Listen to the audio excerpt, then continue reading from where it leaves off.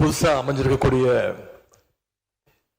இந்த ஆட்சி மீது இன்னைக்கு நம்பிக்கை வாக்கெடுப்பு நடக்க போகுது. அதற்கு முன்பு வாக்கு எண்ணிக்கை தொடங்கி கடந்த 10 நாட்களாக இன்னைக்கு வரைக்கும் இந்த ஆட்சியில்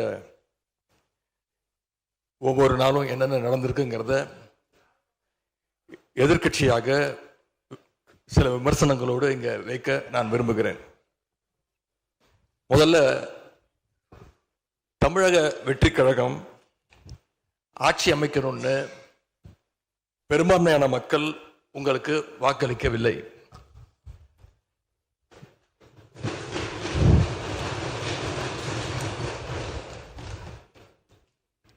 நடந்து முடிஞ்ச சட்டமன்ற தேர்தலில்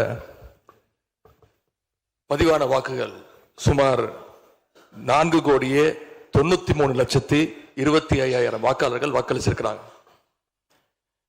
தற்போதைய ஆளுங்கட்சிக்கு வாக்களிச்சவங்களுடைய எண்ணிக்கை எவ்வளவு தெரியுமா? 1,72,26,000 தான்.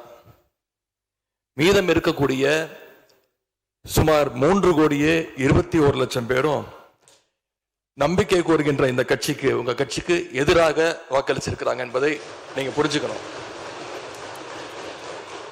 அதாவது கிட்டத்தட்ட 65% மக்களால நிராகரிக்கப்பட்ட ஒரு ஆட்சி மேல எங்களுக்கு மட்டும் இல்ல, உங்களுக்கு வாக்களிச்ச மக்களுக்கே கொஞ்சம் கொஞ்சமா நம்பிக்கை குறைஞ்சிட்டு வருது.